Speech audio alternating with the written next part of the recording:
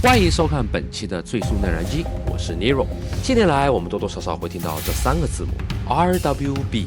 在改装车圈，这3个字母掀起了不小的反响。凭借着对经典911极端宽体套件和夸张的轮拱，让很多车迷疯狂。但也有不少人说，这简直毁掉了经典保时捷。那么 RWB 到底是艺术品还是毁车呢？RWB 全称 Howard Backleaf， 意为粗糙的世界，而英文则为 Rough World Concept。那么 RWB 的名字由何而来？故事还得从头说起。Akira Nakai 中井启出生于日本千叶，在他小的时候就受到美国赛车电影《Gone in 60 Seconds》和《The Cannonball Run》的影响。这2部电影你可以理解成速激或者玩命关头的先河版，似乎深深地在他幼小的心里埋下了不可磨灭的种子。好像每一个玩车的人都和汽车影视作品脱不开关系。于是就在他10几岁的时候，就投身了汽车修理行业当中。上世纪90年代 JDM 文化风靡全球之时，Nakai被漂移文化所吸引，于是和朋友组建了一个漂移车队，而车队名称则为 Ralph Waldo。而当时Nakai所驾驶的车辆，则是每个热爱印尼小弟男孩心目中的里程碑 A186。Ralph Waldo 车队起源于茨城，在很多个午夜征战了日本的各大山路。渐渐 ，Ralph Waldo 在日本山道、tollgate 以及街道都有不少的名气。凭借着风格粗犷、车体低趴、轮胎撑满、大轮毂、极端的倾角、滑行的艺术，有这种视觉冲击，影响着日本地下漂移圈，也吸引了大量的仰慕者。而 Nakai 也会赠送大家车队的周边贴纸。而从 A186 又是如何跳跃到了保时捷911呢？Nakai 自己是这样说的86、10年間ぐらい遊んでたんですよ。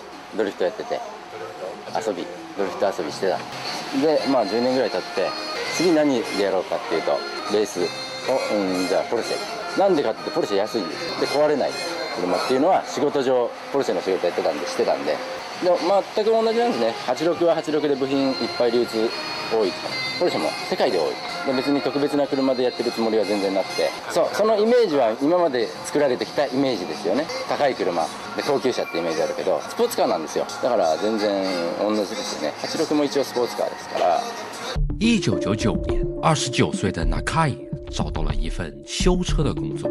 一天，一台战损机的930 Turbo 送进了店里，而 Nakai 认为，与其让客户花天价维修，不如自己买下这部车，然后进行自己的改造计划。可能是受到了湾岸黑鸟的影响，Nakai 认为这台车不仅要快，更要帅，于是颜色选用了平光黑，以930 GT2 为蓝图，打造了更夸张的包围套件，并将自己喜爱啤酒的牌子 Stella Artois 贴在了车裙上。但这台车的打造理念却和漂移怎么都扯不上关系。Nakai 自己也说了，玩了10年的漂移，是时候突破一下赛道成绩。90度、角度的にね、高速ドリフトは簡単なんだけど、低速のヘアピンのドリフトは難しい。ほとんどできないぐらい難しい。高中速は簡単なんですよ、比較的に。だから巻き込むようなヘアピンのタイトなところを進入から横向けて今やるようなドリフト、曲芸的な、ああいう曲芸的なドリフトは向いてないですよね。やりづらいし。タイムアタック、そうですね。両方好きですよ。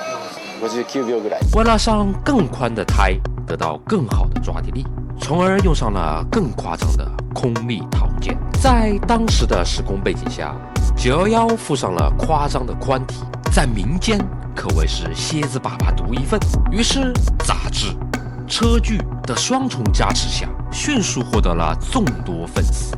Nakai 也趁热打铁，成立了品牌与工作室，而名字则沿用之前漂移车队的名字 Ralph Waldo， 因为风格是一种理念，而 Nakai 又认为保时捷911是平台，所以将 Ralph Waldo Concept 用德文的方式呈现出来。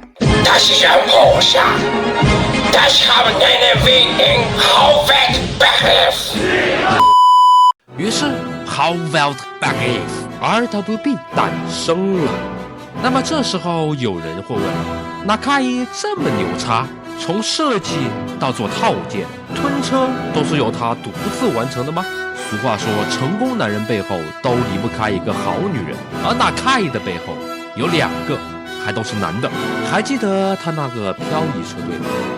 没错，就是他的挚友 Yosuke Nojima 与 Tetsuro Yamazaki。但是我发现一些博主并没有去做资料的考证，很多都说一个是 RWB 的设计师，一个是 RWB 的工程师，但是没有任何一则 RWB 官方说 Nojima 与 Yamazaki 是 RWB 的合伙人。那么为什么说离不开他们俩？Yusuke Nojima 是谁 ？Tetsuro Yamazaki 又是谁？Yusuke Nojima 在 RWB 早期圈子中也是一个常被提到但容易被误解的人物。他是日本早期风能保时捷圈子中非常活跃的 OG 玩家之一，和 Yamazaki 一样，和 Nakai 都属于同一代在东京周边玩保时捷的元祖人物。但他不是 RWB 的员工，也不是 RWB 套件模具制造者，更不是 RWB 官方 builder。他算是早期 RWB 圈的核心朋友，和风能保时捷老玩家以及改装 taste 很强的人，常常呢会和 Nakai、Yamazaki 出现在同样的活动聚会中。那么 Nojima 到底因为什么而有名？他之所以被常常提到，是因为他自己拥有很多台品味非常好的 Air-cooled Porsche， 和 Nakai 的交情深，几乎全程参与了早期 RWB 的核心圈，圈内口碑很好，是 OG 社群里大家都认识的那种角色，相当于 RWB 的早期大推手。那么Tetsuro Yamazaki 则是同样也是日本风能保时捷圈早期 OG 玩家之一，和 Nakai 属于同一批在东京周边玩保时捷的核心老派人物。他并不是网络上所传的那些错误说法，例如 RWB 合伙人、RWB 套件生产者等等。早年他确实在日本保时捷经销商工作过，这也就是为什么他对风能有很深的理解。在早期的圈子中大家都很尊敬他，被认为是玩老保时捷人里最懂的那一批，专业背景十分强，为 RWB 提供建议和专业性。在圈子里相当于一个十分有影响力的专业认证者。好比说，我说 RWB 牛逼，他就牛逼，因为我是专业背景出身。RWB 的迅速火爆背后少不了这2位男人。至于 RWB 的机械部分，在日本大部分人会将车送到 Promodent， 不过那又是另一个故事了，我们以后有机会再聊。所以从 RWB 的宽体设计到安装到成品，都是由 Nakai 一个人完成，所以大家都会尊称他一句 Nakai-san。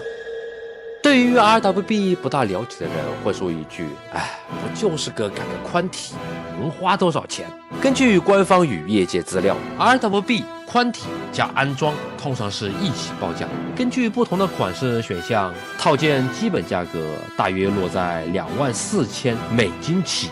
但根据一些车型，例如针对993、964等车型，套件加安装的报价为$28,000至$4万，包含 Nakai 亲自切割、安装、调整 fitment， 还有很多引擎的费用并没有包括在内，比如套件喷漆、轮圈、运送、关税，还有 Nakai 的机票、住宿、饮食，这些都由客户承担。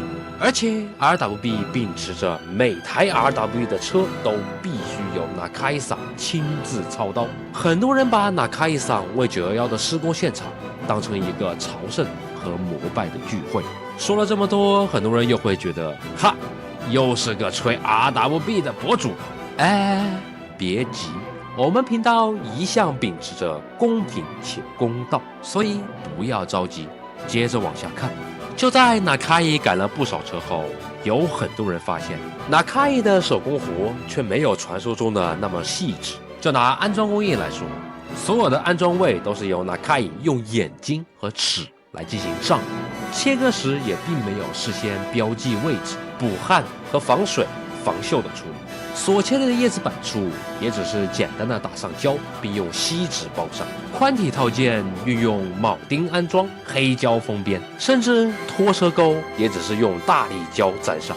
事后还需要车主或者他自己进行改良。这点倒是和粗犷世界的概念很匹配。很多保时捷的资深玩家甚至会说到 ，RWB 简直就是毁了一台保时捷。不仅如此，甚至很多改完 RWB 的车主发现，其车辆改装完成后，并没有官方故事里所讲的那样，为赛道而生的宽体有更好的圈速成绩。因为同样的马力下，过宽的车身和过宽的轮圈和轮胎都会让车变慢。也有不少车主私下说 ，RWB 的911很难开，似乎失去了原本911的操控质感。而二手市场里，一台经过 RWB 改装的911更是挂出了天价。于是很多人认为 RWB 仅仅只是样子货，甚至是商业噱头大于实际。日本的匠人文化也许没有吹得那么神，也只不过是一个动手能力相对还行且胆大的师傅罢了。也有一方面可能是因为很少有人会拿一台收藏级的911出来切一个宽体，通常是找到一个 donor car 或者一台车架子，找 RWB 做出一台，来提供改装理念认同与情绪价值升级。但这些都不代表 RWB 改装能给你带来车辆本身的价值提升。对于收藏价值，未来转售都可能因不是原厂而被 purist 或收藏家贬低。所以 RWB 是否对于一台911是提升，是一个艺术品，还是毁掉了一台车？这个问题留给屏幕前的你来辩证。改装从来都是一个很主观的事情有一部分人认同，有一部分人嗤之以鼻。这可能就是因为改装前总有很多精彩的事情。或许正因为大家有理念上的冲击，才能迸发出新的灵感。好了，对于 RWB 你的看法是什么？欢迎在留言区进行激烈的辩论。喜欢本频道的话，记得点赞、订阅并开启小铃铛。我们下期见。